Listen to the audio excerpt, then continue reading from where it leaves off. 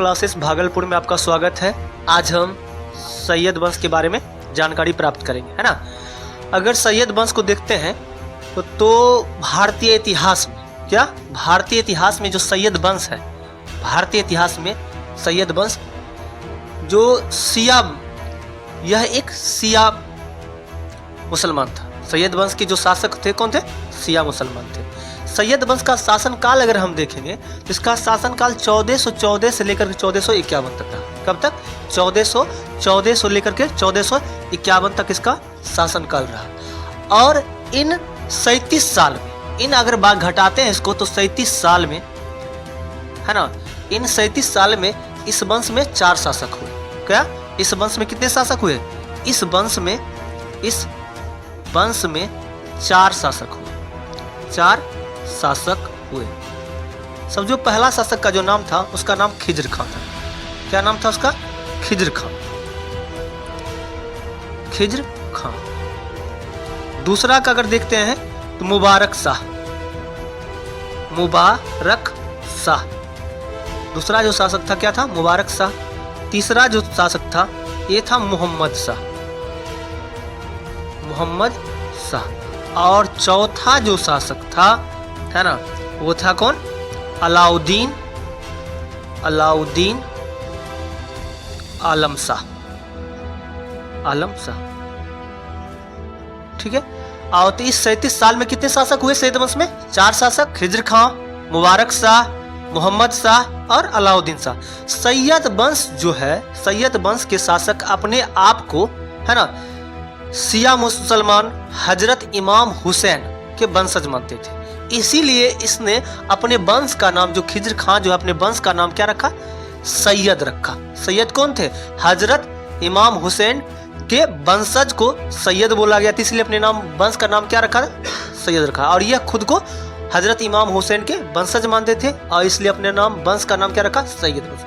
अब बात करते हैं तो यह दिल्ली पर शासन करने वाला, दिल्ली सल्तनत पर शासन करने वाला एकमात्र शिया मुसलमान था। कौन? खिज्र खां। कौन? शिया मुसलमान था। कौन? खिज्र खां की बात करते हैं, शिया मुसलमान, है ना। कौन? शिया मुसलमान कौन थे? खिज्र खां। उसके बाद अगर बात करते हैं खिज्र खां की, है ना, अब पहला जो शासक होता है खिज्र खां का। अगर खिज्र खां की बात कीजिएगा, 4 शासक में जो इसके वंश शासक थे खिज्र खां, जो अब बात करते हैं हम किसका? खिज्र खां का। खिज्र खां तो यह सैयद वंश का संस्थापक, सैयद वंश का संस्थापक कौन था? खिज्र खां। और यह तैमूर लंग का सेनापति था। किसका सेनापति था यह? खिज्र खां किसका सेनापति था? तैमूर लंग का। तैमूर लंग का सेनापति था। जब तैमूर लंग, है ना, जब तैमूर लंग दिल्ली पर आक्रमण किया था नसरुद्दीन मोहम्मद के समय 1398 में, तैमूर लंग का आक्रमण दिल्ली पर कब होता है? 1398 में। और इस 1358 के आक्रमण में ही जो है खिज्र खां सैनिक के रूप में तैमूर लंग के साथ कौन आते हैं? खिज्र खान आते हैं। किसके साथ? तैमूर लंग के साथ। और तैमूर लंग जो है ना, भारतीय क्षेत्र उस वक्त जो था दीपालपुर, पहला क्षेत्र क्या? दीपालपुर था। दूसरा था मुल्तान, और तीसरा जो क्षेत्र था आपका लाहौर। क्या था? लाहौर, है ना।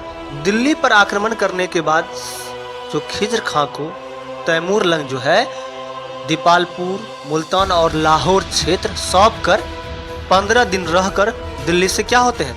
चले जाते हैं। कौन? आपका तैमूर लंग चले जाते हैं दिल्ली से। और यह जो है तैमूर लंग के बाद जाने के बाद यह दीपालपुर, मुल्तान और लाहौर के क्षेत्र को क्या करते हैं? संभालते हैं। कौन? खिज्र खां संभालते हैं। कौन संभालते हैं? खिज्र खां। अब यहां से क्या होता? 1398 में ये सौंपा था, लेकिन 1398 में जो है नासरुद्दीन मोहम्मद पुनः जो है मल्लू इम्बार, जो नासरुद्दीन के वजीर थे, उसके सहयोग से दिल्ली पे कब्जा कर लेता है। कौन?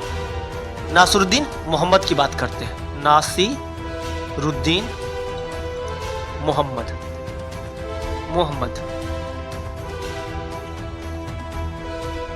पुनः दिल्ली पे 1398 में क्या करते हैं, तैमूर लंग के जाने के बाद खिज्र खां क्या करते हैं, कब्जा कर लेते हैं। लेकिन पुनः अगर बात कीजिएगा खिज्र खां का जो वास्तविक शासन जो स्टार्ट होता है, ये होता है 1414 से, क्योंकि आपको जस्ट बताया किसका शासनकाल 1414 से कितना 1451 तक रहा, है ना।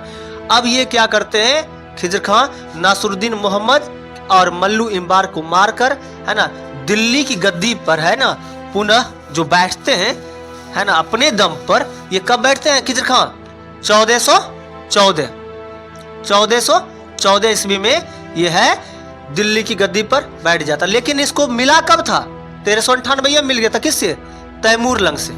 कौन, दीपालपुर, लाहौर और मुल्तान। लेकिन यह मल्लू इम्बार के सहयोग से फिर नसरुद्दीन मोहम्मद वहां पे शासन कर लेते हैं।